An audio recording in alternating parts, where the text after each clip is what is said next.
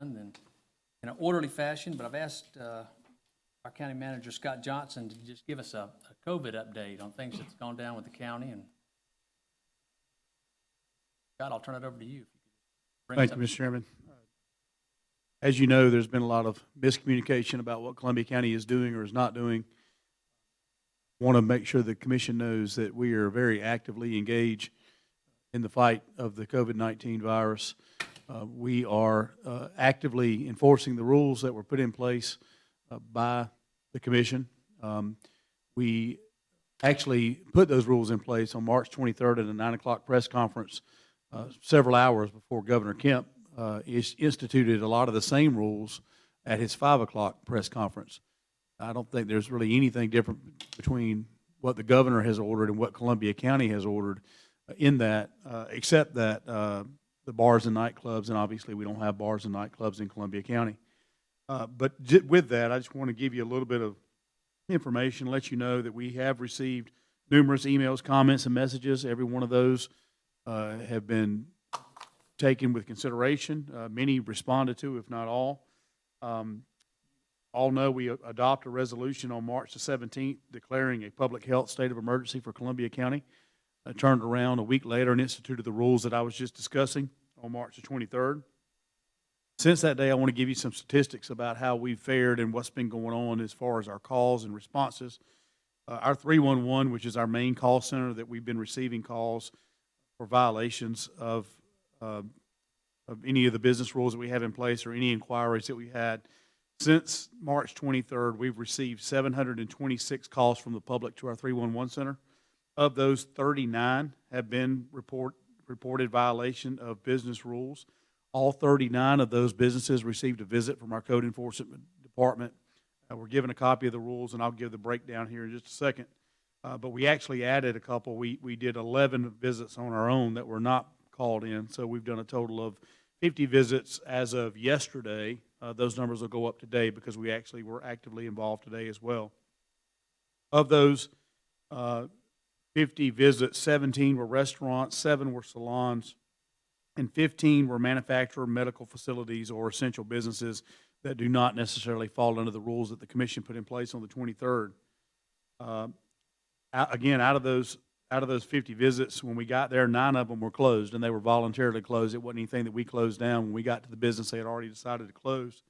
4 were completely exempt, but we still gave them a copy of the rules just so they could be safe, and we did issue 9 warnings. That total is 22 actions out of the 50 visits. Everyone else that we visited was in compliance. We did still give everybody a copy of the rules and make sure everybody was doing what they were supposed to do. I know there's been a lot of outcry on social media about Columbia County doesn't care and we're not, enforcing the rules, and look at this business and look at that business. I can tell you that we have visited every one of those businesses that is in question, and again, they have been in compliance with what the rule is from the state of Georgia and also what the rule is in Columbia County. As you all know, we do have some issues with our own facilities. The county government decided to close the parks, to close our government buildings. Those remain closed and will remain closed until April the 6th if the resolution tonight is passed. At that point, we'll have to reevaluate what we need to do at that point. I know that the president has issued additional guidelines for April the 30th, but again, those are guidelines. And I think one thing that you all understand, that the public needs to understand, is that we do have restrictions that we have to follow. We are bound by state law. We are not a municipality covered by a charter. Chairman Duncan, you know this, but I'll say it publicly. You do not have executive powers to just shut a business down on your own. It requires action from the entire board, and even the entire board has limited action according to Georgia law, being an unincorporated county. So any executive order that we get to shut down a business, shut down a restaurant, shut down anything would need to come from the state level or from the federal level, and then certainly we would enforce that to the extent that we could. That said, we are given power under the state law to institute rules, and we have instituted those rules, and like I said, we are following up on those as we speak. Mentioned about our parks, we've had situations where we've had people that were visiting our parks because it's been so nice outside. We're trying to enforce the social distancing there, even though the parks are marked closed. There was one particular case last Friday where we had a little over 60 cars on Evans Locks Road in front of a closed Savannah Rapids Pavilion. I personally went to the park. I personally walked into the park and couldn't find a single person. So my idea is that they were down on the canal or walking the canal or biking the canal or whatever the case may be. But just at a quick cursory look, there wasn't a single person that went with any of those 60 cars that I counted out there that day. We do have people being irresponsible, though, and we're having to talk to those folks, like people that are putting their kids over a fence that's locked or over a locked gate to play on a playground. And we're having to ask those people to not do that because those playgrounds are not being sterilized on a regular basis. It's not being socially responsible for people to do that. But as we talk about social responsibility, I did want to give you an update on a couple of the businesses in Columbia County. As you know, there's not been a mandatory closure in Columbia County, but there were a couple of industries that were targeted in other jurisdictions, and I wanted to give you an update on how those responded in Columbia County. We did a check today. We found out that we have 10 gyms that are listed in Columbia County as doing business or having business license, and out of those 10, all 10 or 100% of those businesses are voluntarily closed. Voluntarily, okay, good. They're voluntarily closed at this time, all 10 of those. We had some issues or some questions about hair salons and how those would be, how they would be open or would they be closed. Again, some are open and following the rules. Out of the total of 70 that we have occupational taxes for in Columbia County, 23 of those are verified voluntarily closed. 25, there is no answer or there was no one there when we visited, so we assume that they're closed, which gives us 68.5% of those businesses are voluntarily closed. Again, we applaud those people for being socially responsible. Of the 31.5% that are open, or 22 that are still open in Columbia County, we found them practicing social distancing methods. People are saying, well, there's no way you can be 6 foot if you're cutting someone's hair. But what we are finding is cosmetologists who are trained and licensed by the state to make sure that they practice certain hygiene habits. What they are doing is they're wearing gloves. They're doing health questionnaires to their clients before their clients are coming in. They're taking them in on a one-on-one basis where they're coming in, they're taking care of that service, and they're leaving. You just don't have a situation where you have a room full of people waiting to get their hair done at any business in Columbia County that we found. So again, while there are a few of those still open, you will notice that they are practicing social distancing and they are following our rules. One other update that I just wanted to give you, we are continually following guidance from the CDC, the World Health Organization. We are in contact with GEMA on a daily basis, sometimes an hourly basis. That's the Georgia Emergency Management Agency, who has been put in charge of Georgia's response. We are making sure that we follow every guideline, everything that comes down, every piece of guidance that we can take, we're making sure we follow that. But we wanted to put some numbers together based on Georgia's response because we really wanted to see how Columbia County response compared to Georgia's response and how people are being infected. So I just ran a quick, and I won't give you all these numbers because we did it for all 139 counties that show cases in Georgia right now. And what we found out was if you look at the percentage of the population infected, Columbia County is way down that list. There are places that have a population much less than Columbia County, but their percentage of people infected in their communities are much higher because they've instituted no rules in some cases. They've not done anything. They're only following the guidance of the state. They've instituted no rules of their own. So I feel like what we're doing is working.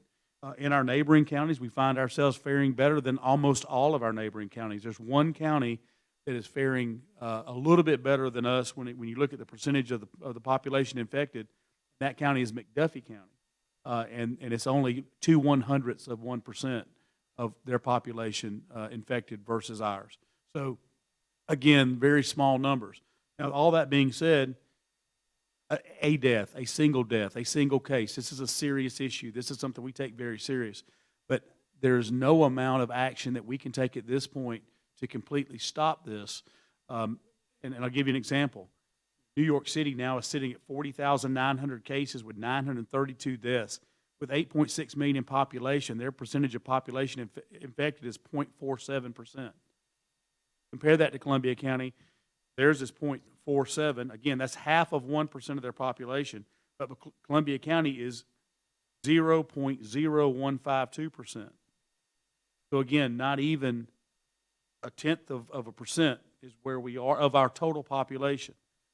We looked at the numbers of the people that have died in Georgia. It's very tragic that these people have died. 108 deaths that we've had in the state of Georgia. What people need to understand is 104 of those 108 deaths had underlying conditions. There were people on that list that were in their 80s and 90s that had cancer, leukemia, heart disease, and other underlying factors. And again, there's no reason, I'm not advocating that their death is okay, because certainly it is not, but their death was as a result of this virus, but it was because of an underlying condition. But if you look at the amount of people that have recovered from this, that amount is a great number. And then the last thing I'll leave you with is the average age is 69 and a half is the average age of the folks that have died in Georgia. I think the youngest was 40 or 41. The oldest, again, was in their 90s. A mix of male and females, about 50-50. But when you look at that, I think the message that we need to send our folks is that if you're in that high-risk category, if you have an underlying condition, if you're of that age or near that age, then you need to stay home. Let somebody else do your shopping for you. The community is helping community. There are people that are volunteering to go out and to get the essential needs for some folks in our community, and we would ask people to do that. I'm very proud of our businesses and the way they've responded to the rules that this commission has put in place. A lot of these businesses, again, have voluntarily closed, and they've done that with the understanding or knowing that there is going to be no income. They're just going to have to figure that out later. But they've done that to be socially responsible. But again, for this commission, or for any county government for that matter, to institute a mandatory closure without the power to do so is probably irresponsible, to say the least. Certainly is going to lead to lawsuits down the line, and some people would be okay with us having lawsuits if we save one life. The fact of the matter is, I just gave you the statistics for New York City, who is under a shelter-in-place mandatory lockdown, and you look at their percentages, they're higher than almost anybody in Georgia. There's one county in Georgia that has a higher percentage, and that's Daugherty County, and they have half of 1% of their population is infected. But a lot of that has to do with 3 single events that there were large crowds at, and we are fighting to keep those crowds, or not have those large crowds here. So with that, I'll answer any questions. I do have a list of every county in Georgia and what they're doing based on the response and how they're responding to it. Got a lot of statistics about what we're doing. For anybody that thinks Columbia County is sitting on their hands and doing nothing, that couldn't be further from the truth. There